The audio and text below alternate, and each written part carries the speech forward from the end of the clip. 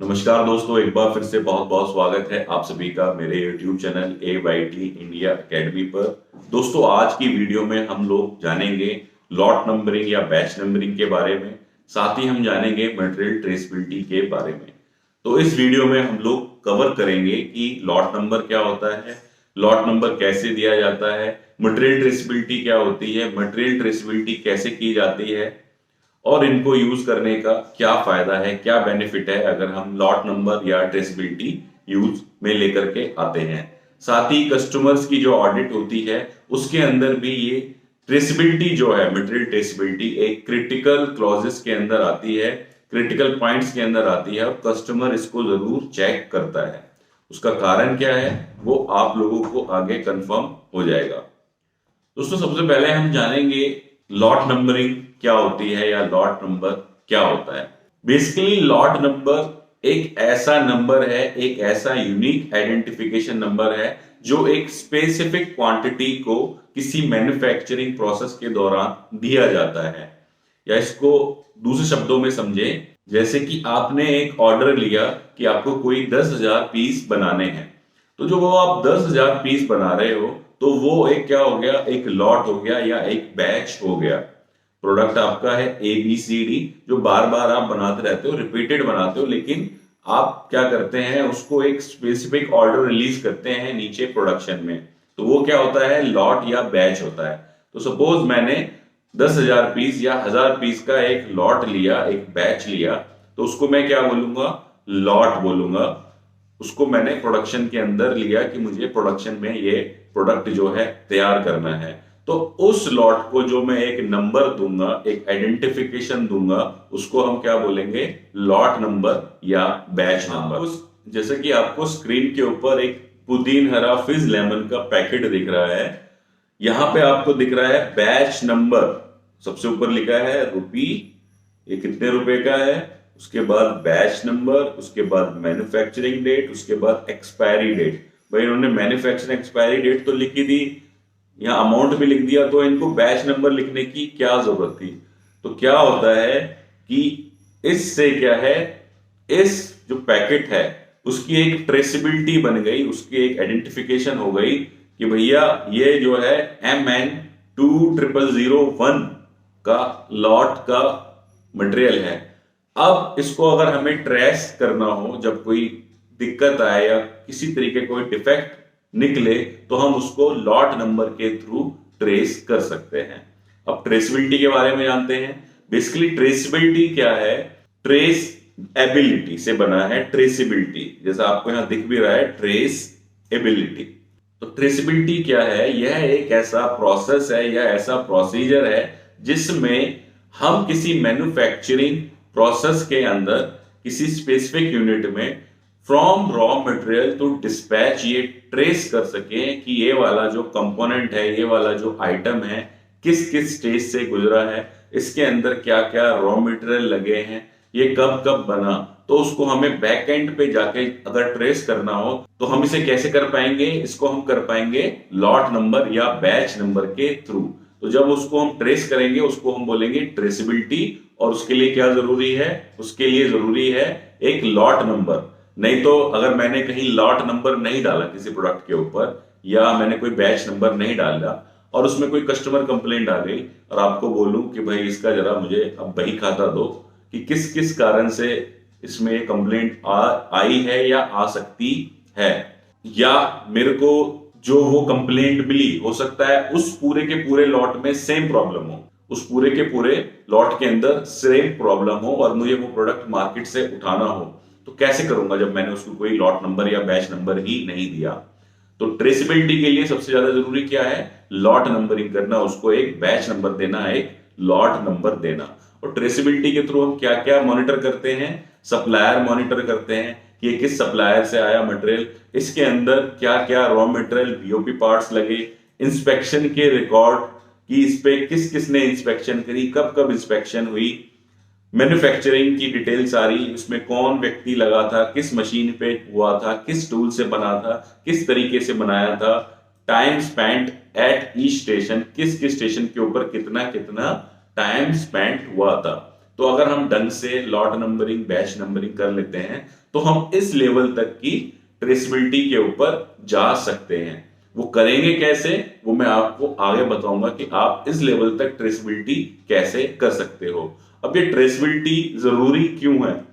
आप अक्सर ये खबरें सुनते हो कि भाई मारुति जैसी कंपनी ने अपनी इतनी गाड़ियां रिकॉल कर दी। जैसे अभी ये लेटेस्ट अक्टूबर की न्यूज है कि मारुति ने वैगनर और सिलेरियो इग्निस को रिकॉल किया।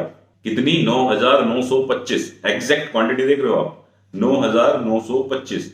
तो उनको कैसे पता चला कि भाई ये इन 9,925 जो गाड़ियां हैं उनके अंदर सेम प्रॉब्लम है, उनके अंदर जो रियर ब्रेक असेंबली पिन है उसके अंदर दिक्कत है, क्योंकि वहां पर उन्होंने उसको बैच नंबर दिया, उसको ट्रेसेबिलिटी के थ्रू ट्रेस कर रखा है उन्होंने। तो इस वजह से क्या है, जब गाड़ियां डिस्पैच भी हो गई, बिक भी गई, कस्टमर तक पहुंच भी गई, और उसके कुछ महीनों बाद जब प्रॉब्लम आई किसी एक गाड़ी में कि उस लॉट की एक गाड़ी के अंदर दिक्कत आई, तो उन्होंने क्या किया, सारे के सारे उस लॉट को जिसके अंदर वह सब असेंबली जो ब्रेक वाली थी लगी थी उसको उन्होंने रिकॉल कर लिया, वापस बुलाया और उसको ठीक करके या रिप्लेस करके दिया। तो इसलिए जो है ट्रेसेबिलिटी की जाती है। अब ट्रेसेबिलिटी के लिए क्या जरूरी है? लॉट नंबर देना या बैच नंबर देना। तो हम इसमें दो तरीके सीखेंगे आज, लॉट नंबर, बैच नंबर देने के। साथ ही हम सीखेंगे कि हम कैसे ट्रेसेबिलिटी लेकर के आए इस लेवल की कि हम भी कभी कोई कस्टमर कंप्लेंट आए तो इस लेवल तक ट्रेसेबिलिटी कर सकें, इस लेवल तक कंप्लेंट को पकड़ सकें। तो सबसे पहला तरीका देख लेते हैं बैच नंबरिंग, लॉट नंबरिंग का। ये आपको एक कोड दिख रहा है 01A22H803348/S। जैसे आपको यहां दिख रहा था, पुदीन हरा पैकेट पे दिख रहा था ना, MN20001। तो इसका कुछ मतलब होगा, या ऐसे ही थोड़ी ना हवा में उठा के इन्होंने लिख दिया। तो हर कंपनी का अपना एक अलग मेथड है लॉट नंबर देने का। तो आप भी अपनी कंपनी का एक मेथड डिफाइन कर सकते हो लॉट नंबर देने का, बशर्ते कि उससे चीजें क्लियर हो और जो आपके यहाँ जितने भी लोग काम कर रहे हैं उनको सारी चीजें क्लियरिटी के साथ पता हो, सबको बताया गया हो कि बैच नंबरिंग का ये तरीका है, अगर आपको ये बैच नंबर दिख रहा है तो इसका ये मतलब हो सकता है। अब ये समझते हैं जो हम अभी बैच नंबर देख रहे थे कि सबसे पहले हमने क्या किया, जो स्टार्टिंग की जो 2 डिजिट हैं उसको हमने दिया डेट। उसके बाद जो हमारी नेक्स्ट डिजिट है उसको हमने दिया मंथ, और मंथ की हमने कर दी क्या, कोडिंग, ABCDEFGHIJKL तक। जनवरी, यहां पे क्या लिखा है 01, 01 मतलब 1 तारीख, A मतलब जनवरी महीना, B लिखा होता तो कौन सा महीना होता, फरवरी। उसके बाद आ गया 22 क्या है, साल। तो साल का जो आखिरी डिजिट है, 2 डिजिट है आखिरी, उनको हमने लिया, और ये हमारे स्टार्टिंग के जो 6 लेटर हैं इससे हमें पता चल गया एक पहला तारीख, जनवरी का महीना 2022। इसके बाद आ गया H डिनोट कर रहा है हीट नंबर को, कि ये इस हीट नंबर का मटेरियल है।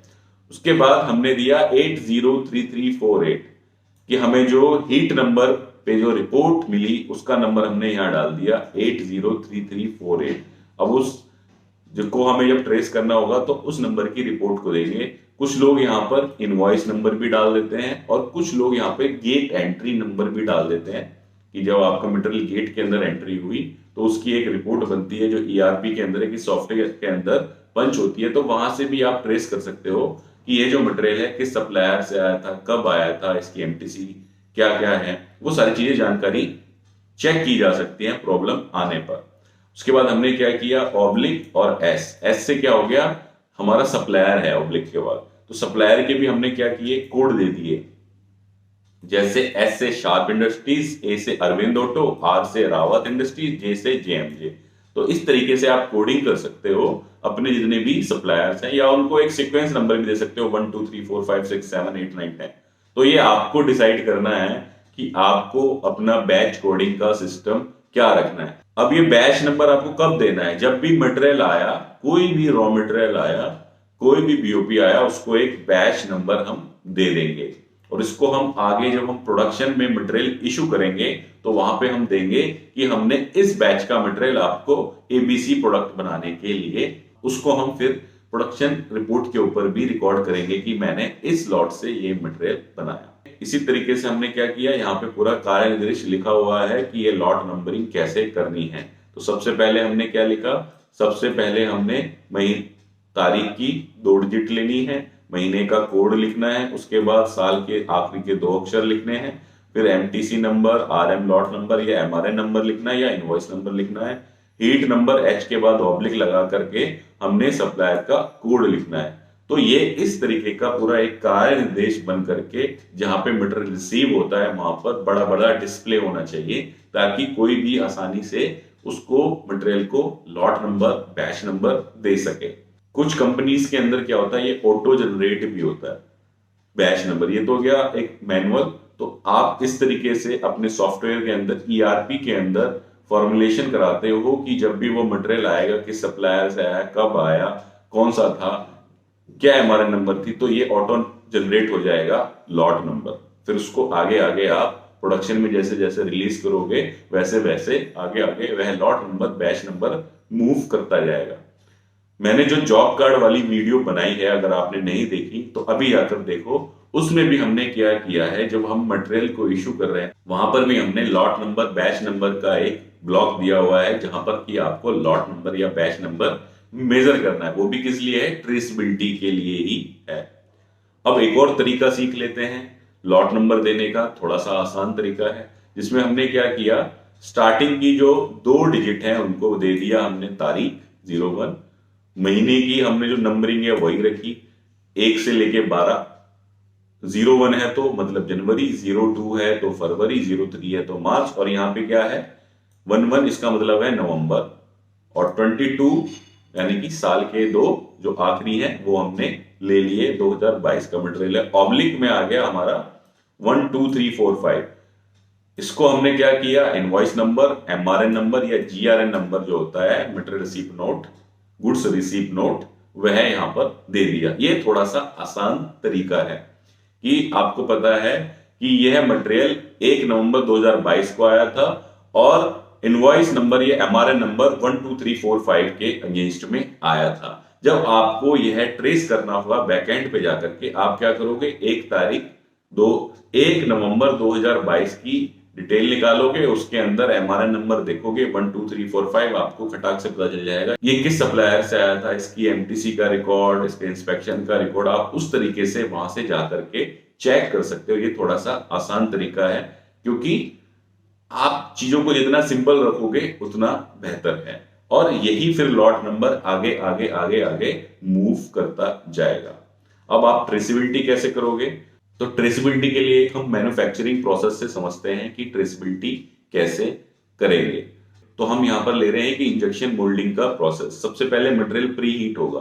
प्री हीट के लिए क्या चाहिए, रॉ मटेरियल। रॉ मटेरियल कहां से इश्यू होगा, स्टोर से। जब स्टोर वाला मटेरियल इश्यू करेगा तो वह अपनी इशू स्लिप से पे नोट कर लेगा कि मैंने इस लॉट का मटेरियल आपको इशू किया है, और प्रोडक्शन वाले को बता देगा, और प्रोडक्शन वाला वह अपने रिकॉर्ड में लिख लेगा।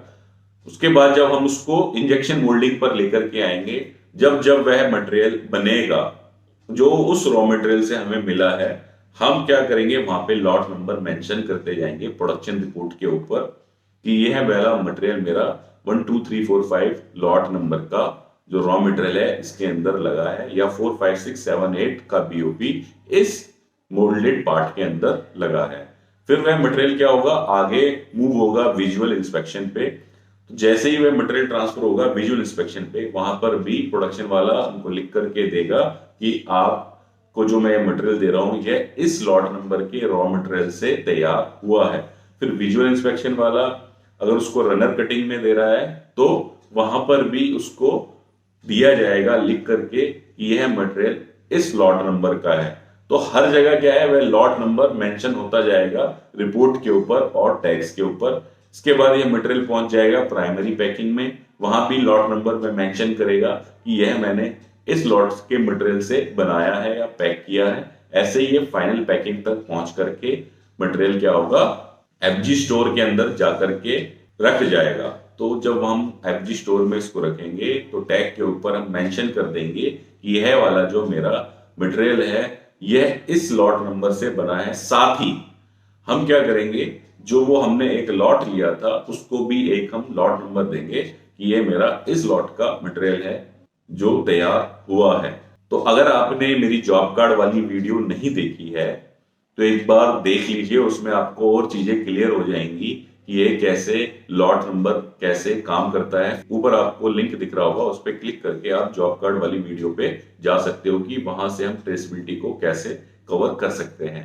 उम्मीद है दोस्तों वीडियो आप लोगों को पसंद आई होगी। वीडियो अगर पसंद आई है तो वीडियो को लाइक करना ना भूलें। चैनल पर पहली बार आए तो चैनल को सब्सक्राइब करना ना भूलें। साथ ही शेयर करें अपने दोस्तों के साथ ताकि ज्यादा से ज्यादा लोगों तक यह इंफॉर्मेशन पहुंच सके और सभी के काम आए। धन्यवाद।